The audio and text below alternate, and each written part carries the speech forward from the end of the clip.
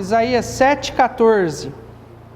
A palavra do Senhor diz assim: portanto, o mesmo Senhor vos dará um sinal. Eis que a virgem conceberá e dará à luz um filho, e chamará seu nome Emanuel. Vamos orar. Querido Deus, obrigado pela oportunidade de estar na casa do Senhor. Pai, obrigado pelo tempo de louvor. Obrigado, Senhor, pelo tempo de comunhão, compartilhando as bênçãos do Senhor. Como é maravilhoso ver o agir do Senhor no nosso meio, Senhor. Vendo o Senhor direcionando todas as coisas e dando a direção, ó Pai, para o que devemos fazer. Isso é maravilhoso, Senhor. Continue suprindo tudo que precisamos, tanto fisicamente, tanto materialmente, mas principalmente espiritualmente. E que neste momento Teu Santo Espírito venha revelar Jesus para nós. Que nós possamos, Senhor, nesta noite estar aprendendo de Cristo e que essas belezas de Cristo possam aumentar-nos a nossa fé, aumentar o nosso amor por Jesus. E que isso possa ser, Pai, de grande edificação para as nossas vidas. Esteja abençoando a cada um dos amados irmãos aqui nesta noite. Em nome de Cristo Jesus nós te louvamos. Amém e amém. Podem se assentar. Muito bem, nas quartas-feiras nós estamos estudando, trazendo alguns estudos bíblicos, né? E nós falamos sobre Deus, Pai, estamos falando agora sobre a pessoa do Senhor Jesus Cristo. Até o título do nosso estudo é O Maravilhoso Jesus. E nós vimos que a Bíblia nos revela que Jesus Cristo, Ele é o próprio Deus. Nós vimos a eternidade de Jesus, que Jesus Ele é eterno, que Jesus Ele é o Criador e o sustentador do universo. Nós vimos que Jesus Cristo Ele é onipresente, que Jesus Cristo Ele é onipotente. Vimos que Jesus, Ele é chamado de Deus nas Escrituras, é chamado de Filho de Deus, Ele é chamado de Senhor. Vimos que Jesus, Ele recebeu adoração.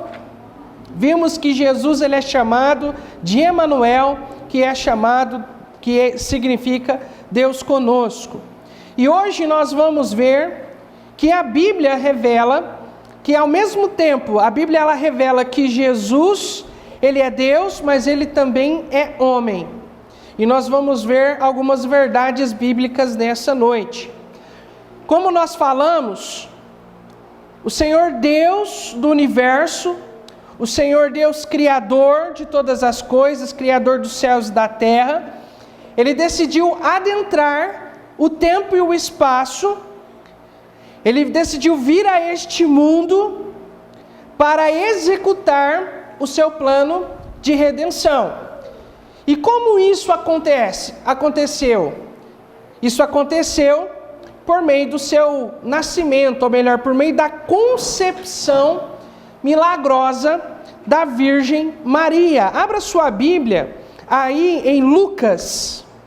Eu acho que no texto, na apostila de vocês aí já vai ter esses versículos, mas fique na página 12, nós estamos aí, que é o segundo ponto. A Bíblia nos revela que Jesus Cristo também é homem. E aí na página 12, você tem Isaías 7,14, que é o texto que nós lemos. E aí você tem também Lucas, capítulo 1, versículo 26 a 37. Isaías 7,14, o texto que nós lemos na introdução da mensagem aqui do nosso estudo bíblico, é uma profecia de Isaías com relação ao Senhor Jesus Cristo, ao Cristo que havia de vir. Essa profecia, irmão Jean, ela foi registrada 700 anos antes do nascimento do nosso Senhor e Salvador Jesus Cristo. E acontece justamente quando o anjo ele é enviado por Deus para dar o aviso a Maria. E nós vamos ler aí o texto de Lucas, capítulo 1, versículo 26 a 37, que diz assim: E no 6º mês foi o anjo Gabriel enviado por Deus a uma cidade da Galiléia, chamada Nazaré, a uma virgem desposada com um homem cujo nome era José, da casa de Davi. E o nome da virgem era Maria. E vindo o anjo até ela, disse: Salve, agraciada, o Senhor é contigo, bendita és tu entre as mulheres. E vendo ela, turbou-se muito com sua palavra, e considerava que saudação seria esta. E disse-lhe então o anjo: Maria, não temas, porque achaste graça diante de Deus. Eis que em teu ventre conceberá, e darás à luz um filho, e chamarás o seu nome Jesus. Este será grande, e será chamado Filho do Altíssimo. E o Senhor Deus lhe dará o trono de Davi seu pai, e reinará eternamente na casa de Jacó, e o seu reino não terá fim. E disse Maria ao anjo: Como se fará isto, visto que não conheço nem homem algum? E respondendo o anjo disse: Descerá sobre ti o Espírito Santo, e o poder do Altíssimo te cobrirá com a sua sombra. Por isso também o Santo que de ti há de nascer será chamado Filho de Deus. Eis que também Isabel, tua prima, concebeu um filho em sua velhice, e é este o 6º mês para aquela que era chamada estéril. Versículo 37. Porque para Deus nada é impossível. Irmãos, por meio da concepção milagrosa, concepção, quando eu estou falando, é um ato, a concepção quando acontece normalmente é o ato da sementinha fecundar o óvulo, então há a concepção. Os irmãos estão entendendo o que eu estou dizendo, né? Ali é a concepção, ali é a vida. E o que acontece aqui, quando o anjo visita Maria, o Espírito Santo, ele vai, reveste Maria com seu poder, conforme a descrição aqui do próprio anjo, e então Maria concebe de uma forma milagrosa.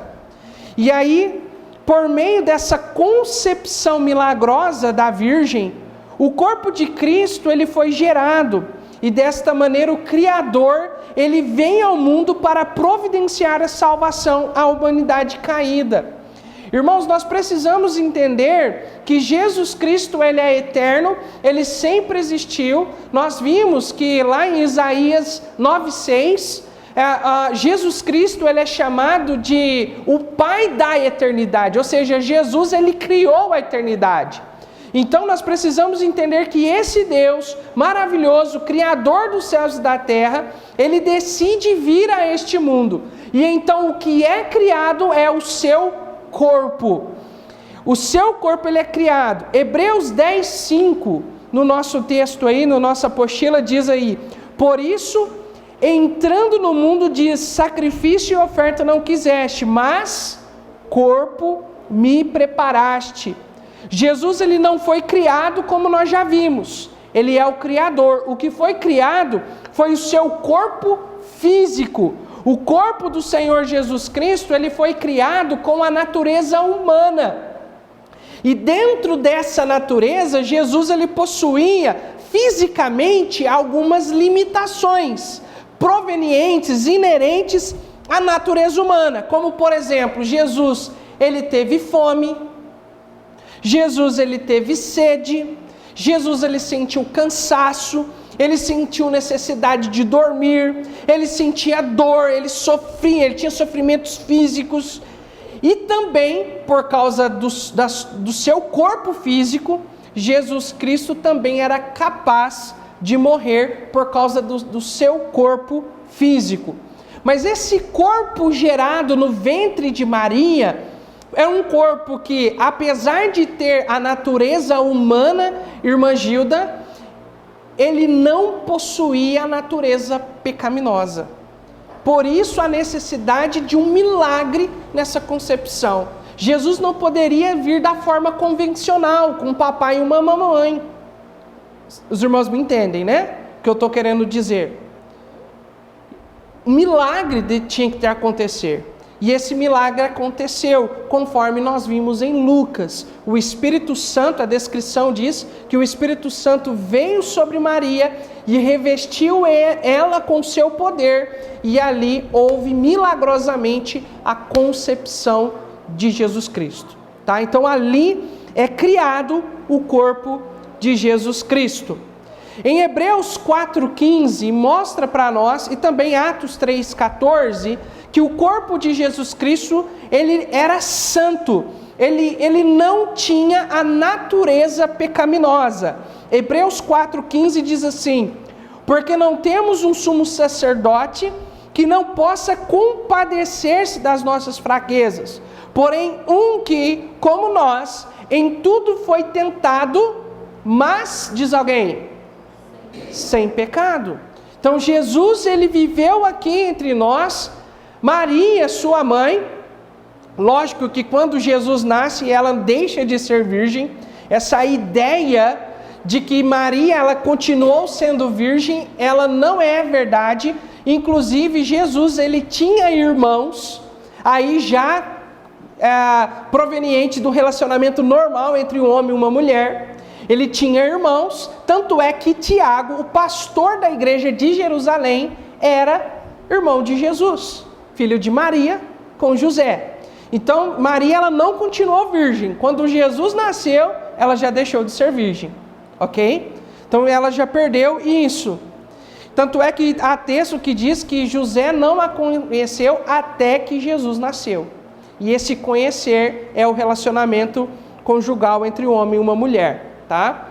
Em Atos 3,14 diz: mas vós negaste o santo e o justo, mas pediste que se desse um homicida. Santo e justo, dois atributos que são usados exclusivamente para Deus. Então Jesus, quando ele nasceu, a mãe de Jesus precisou trocar sua fralda, Jesus teve que trocar dentes, Jesus cresceu, ele se desenvolveu fisicamente, ele sentia fome, sede, cansaço, tudo proveniente da natureza humana. Porém, o seu corpo não possuía pecado algum. E Jesus, ele tinha que vir ao mundo como homem. Biblicamente falando, nós vamos ver alguns textos aqui, que Jesus, para ser o nosso Salvador, para ser o candidato perfeito para morrer na cruz para nós, ele tinha que vir em carne. Ele tinha que vir como homem.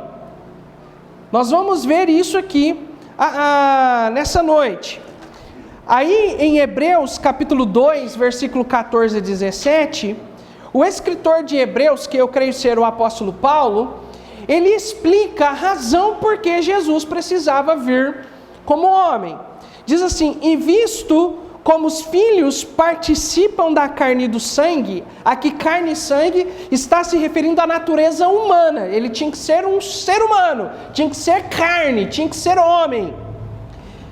Também ele participou das mesmas coisas, ou seja, ele também, houve a necessidade de Cristo também ter um corpo, ser formado de carne e sangue, para que pela morte, porque Deus não morre, não é verdade? Deus não morre, Ele é a vida, Ele não morre. Mas Jesus precisava morrer. Isso só seria possível por meio de um corpo físico. De um corpo físico. Para que pela morte aniquilasse o que tinha o império da morte, isto é, o diabo. E livrasse todos os que, com medo da morte, estavam por toda a vida sujeitos à servidão. Página 16. Porque, na verdade, ele não tomou os anjos, mas tomou a descendência de Abraão, falando da descendência física. Por isso, convinha que em tudo fosse semelhante aos seus irmãos. Precisava ser homem para ser misericordioso e fiel, sumo sacerdote naquilo que é de Deus, para expiar os pecados do povo. Aqui Paulo está explicando, meus amados irmãos, que Jesus, ele havia necessidade do Senhor Deus vir a este mundo como homem. Agora uma pergunta: por que um homem aqui da terra, um homem normal, não poderia morrer por nossos pecados? Porque nós somos pecadores. Porque a pessoa que o ser humano, ele nasce sobre a condição de pecador. E, portanto, ele não pode ser o candidato para ser o nosso Salvador. Somente Deus poderia fazer isso. Um milagre tinha que acontecer, e foi exatamente isso que aconteceu. Deus, ele providenciou o candidato perfeito. O plano de Deus, elaborado antes da criação do mundo, foi Deus, na sua soberania, ele decidiu: eu vou ao mundo e eu vou resgatar a humanidade que caiu em pecado. Eu vou resgatar os pecadores. Eu vou providenciar salvação. Então o plano de Deus foi a encarnação. Não existe na Bíblia reencarnação. Isso você não encontra, isso não existe. Mas o que a Bíblia nos ensina é sobre a encarnação. Deus, o Verbo, ele então vem a este mundo. No princípio era o Verbo, e o Verbo estava com Deus, e o Verbo era Deus. Versículo 14, e o Verbo se fez carne, encarnação.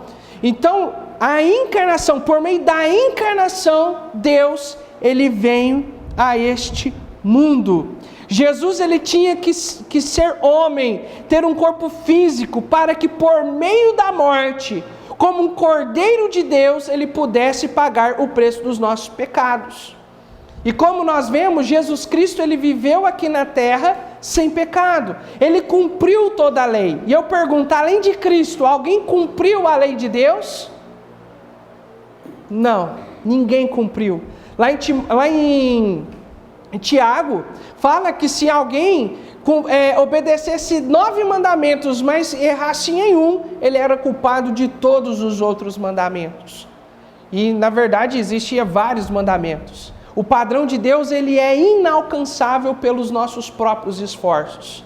Por isso nós precisamos de um Salvador. Por isso Deus, ele providenciou esse plano para nos salvar. E nós podemos, dentro deste plano de Deus, ver na Bíblia, Deus mostrando como Jesus Cristo haveria de nascer humanamente falando. Lá em Gênesis capítulo 3, versículo 15, nós temos ali um texto que Deus ali está falando com a serpente, e nessa conversa com a serpente, nós vemos ali o evangelho embutido nessas palavras. Ele diz assim: eu porei inimizade entre ti e a mulher, entre a serpente e a mulher, entre a tua semente e a sua semente, entre a semente da serpente e a semente da mulher. Esta te ferirá a cabeça e tu lhe ferirás o calcanhar. De uma forma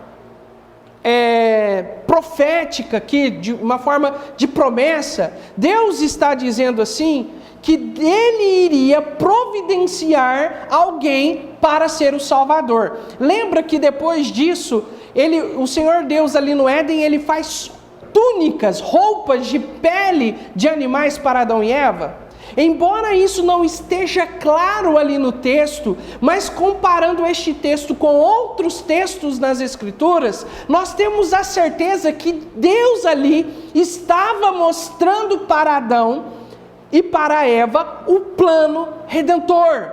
Para que eles pudessem viver, alguém teria que morrer. Deus estava explicando o plano redentor ali. E aqui nessas palavras ele estava dizendo assim, olha, e a semente da mulher ferirá a sua cabeça, esmagará, te ferirá a cabeça, e tu lhe ferirás o calcanhar. Deus aqui, de uma forma meio que enigmática, ele está falando do Evangelho, do que haveria de acontecer com Jesus Cristo. Ele está falando da morte de Jesus aqui. Em outras palavras, Deus está falando que Jesus Cristo, ele nasceria como homem, como ser humano. Ele viria como homem. E ele viria para morrer por nós. Quando ele diz que a semente da mulher, da serpente, feriria o seu calcanhar, ele está falando sobre a morte de Jesus.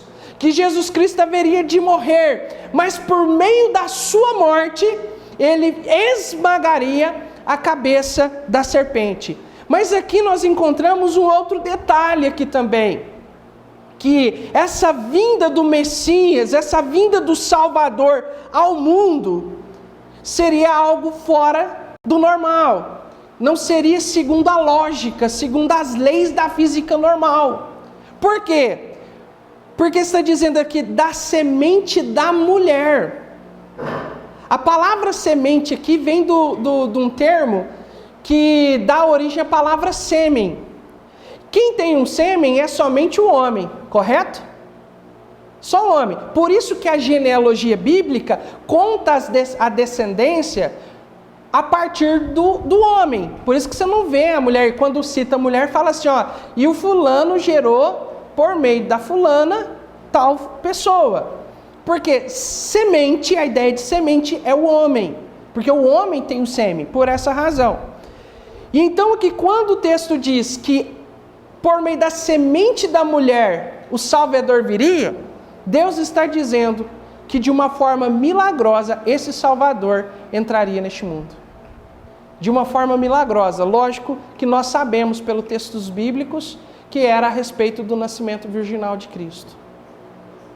E aí então, lá em Gênesis capítulo 12, versículo 12 e 13, a Bíblia nos revela que Deus revela a nós, seres humanos, que esse Messias, ele além de vir como ser humano, como homem, ele precisava vir da descendência de Abraão. Por isso Deus escolheu Abraão para que por meio da sua família, da sua descendência, pudesse enviar o Salvador neste mundo. Então, por meio da descendência, Deus faz a nação de Israel e por meio da nação de Israel, ele envia Jesus. Nós podemos ver que Jesus, ele é da descendência de Abraão. Nós podemos ver também que na Bíblia, revela para nós que além de vir como homem, além de vir como descendência de Abraão, Jesus Cristo também deveria vir como descendente de Davi. Lá em 2 Samuel, capítulo 7, versículos 12, 13 e 16, nós podemos ver Deus fazendo uma aliança com Davi, prometendo que por meio da descendência, da linhagem dele, Deus enviaria alguém para reinar perpetuamente sobre o trono de Davi. Nós podemos, vamos ler aí o texto, 2 Samuel 7:12. Quando teus dias forem completos, Deus está falando aqui com Davi, e vieres a dormir com teus pais, então farei levantar depois de ti um dentre a tua descendência, o qual será das tuas entranhas, estabelecerei o seu reino. Está falando de Salomão. Este te ficará uma casa ao meu nome, e confirmarei o trono do seu reino para sempre. Versículo 16. Porém a tua casa e o teu reino serão firmados para sempre diante de ti. Teu trono será firme para sempre. Como assim o teu trono será firme para sempre? Deus aqui já está prometendo, já está preparando o cenário para enviar Jesus. Deus ele está dizendo o seguinte, olha, por meio da sua linhagem, da sua família, eu vou estabelecer um trono eterno em Israel. Mas eu pergunto para vocês, o trono lá em Israel hoje, tem um trono lá? Não. É governado, se eu não me engano, por um primeiro-ministro, se eu não me engano. Eles ainda aguardam Cristo vir, o Messias vir. Mas nós sabemos que o Messias já veio a primeira vez para providenciar redenção, para nós, salvação. Mas o trono está vago. Mas nós sabemos pelas profecias bíblicas que esse mesmo Jesus que morreu na cruz, foi sepultado e ressuscitou, ele voltará. E ele estabelecerá o seu trono sobre Israel. ele reinará em Israel, sobre todas as nações. Mas isso ainda é um evento futuro. E quando o Senhor Jesus Cristo estabelecer o reino físico sobre Israel em Jerusalém, então, a partir daí, Jesus Cristo, ele reinará para todo o sempre. Para todo o sempre. E é interessante sobre esse pacto que Deus faz com Davi. Eu preciso de horas, eu estou sem relógio aqui. 8h42, ok. Nós já vamos então para a conclusão aqui.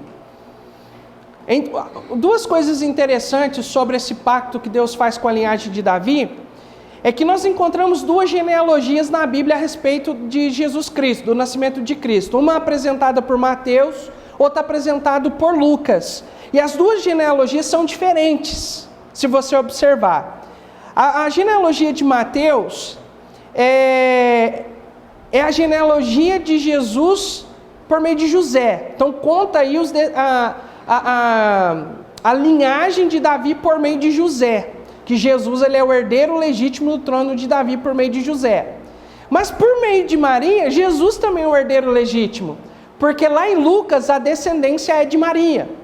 E algo interessante lá é que Mateus, ao escrever o seu evangelho, ele está escrevendo o seu evangelho naquela época direcionado, mais voltado para o pessoal de Jerusalém, para os crentes de Jerusalém. E então ele apresenta Jesus, a essência do evangelho de Mateus é apresentar Jesus como sendo o legítimo rei de Israel. E o interessante é que apresenta Jesus pela genealogia de José, e a descendência ali começa em quem? Em Abraão, mostrando que a partir de Abraão, Jesus ele cumpre os requisitos das profecias com relação a Jesus Cristo reinar. Ele ser o legítimo rei de Israel e que ele reinará sobre todos. Em Lucas, a genealogia começa a partir de Adão, já mostrando, já passando pelas três revelações que nós vimos aqui, de que Jesus ele tinha que ser homem, Jesus ele tinha que ser da descendência de Abraão e tinha que ser da descendência de Davi. Então apresenta, e o interessante é que Lucas, o evangelho de Lucas, ele apresenta Jesus Cristo como filho do homem, mostrando essa parte de Jesus como sendo homem.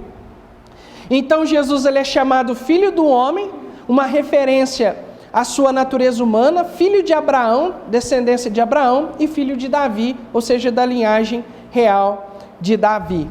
Tudo isso, irmãos, que Deus planejou, foi para enviar Jesus Cristo ao mundo para morrer por nós.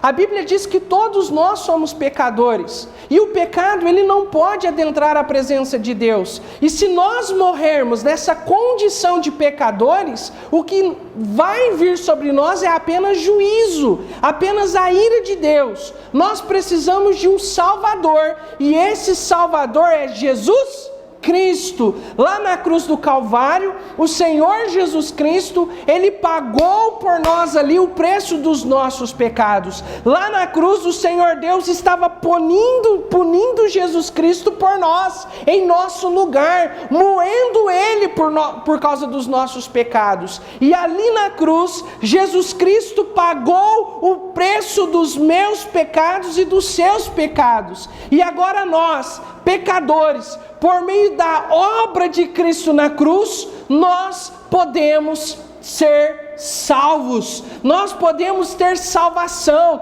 nós podemos ser libertos do pecado, nós podemos ser salvos da condenação do inferno, da ira futura, por meio de Jesus Cristo. Por isso todos nós precisamos de Jesus. Nós vimos no domingo passado o quanto algumas pessoas estão vivendo lá no fundo do buraco, realmente vivendo consequência do pecado na sua vida. Mas, meus amados irmãos, Jesus Cristo, ele é a esperança para todos nós. Sejam pessoas humanamente boas, sejam pessoas terrivelmente pecadores, Jesus é esperança para todos nós. Jesus não veio salvar pessoas boas, Jesus veio salvar pecadores. E a Bíblia diz que todos nós somos pecadores, todos nós precisamos de Jesus. Sem Jesus não existe céu, sem Jesus não existe esperança, sem Jesus não existe vida, não existe paz verdadeira, porque a paz verdadeira, a alegria verdadeira encontramos em Jesus Cristo, em Jesus. Por isso todos nós precisamos tomar uma decisão em nossas vidas, de receber Jesus Cristo como nosso único e suficiente Salvador. Por isso nós precisamos tomar essa decisão de convidá-lo a adentrar a nossa vida, adentrar o nosso coração, para que Ele seja o nosso Salvador pessoal. Jesus, Ele é o Salvador do mundo. Mas Jesus não quer ser salvador do mundo, Ele quer ser o seu salvador pessoal. Ele quer salvar a sua alma. E você precisa entender o quanto você precisa de Jesus. Eu não posso convencer você a nada. É o Espírito Santo quem vai te convencer, quem vai revelar a você a necessidade que você tem de Jesus. E quando isso acontecer, não negue, não rejeite Cristo. Entregue sua vida a Cristo e viva a vida abundante que só em Jesus Cristo nós podemos alcançar. Só em Jesus. Nós precisamos de Cristo para a salvação de nossas almas. E nós que já somos salvos, que já entregamos nossa vida a Cristo, nós precisamos de Jesus todos os dias, para que nós possamos viver de uma maneira que agrada a Ele, para que nós possamos viver as bênçãos de Deus na nossa vida, as bênçãos espirituais que Deus tem nos oferecido por meio de Jesus. E tudo isso é por meio do que Jesus fez por nós. Nós estamos estudando sobre Jesus aqui. Nós estamos estudando sobre a pessoa de Cristo. E nós precisamos entender quem Jesus é. Amém, irmãos? Precisamos, para ser salvos, precisamos entender que Jesus é o próprio Deus que veio a este mundo. Precisamos entender que Jesus Cristo veio a esse mundo em carne, simplesmente para ser oferecido na cruz do Calvário por nossos pecados. Ele morreu, mas Ele ressuscitou, e hoje Ele está vivo e tem poder para salvar todos aqueles que se achegam a Ele. Nós precisamos experimentar, provar de Jesus na nossa vida, provar do poder dEle na nossa vida. Nós precisamos ter um relacionamento pessoal com Deus, e isso só é possível por meio de Jesus.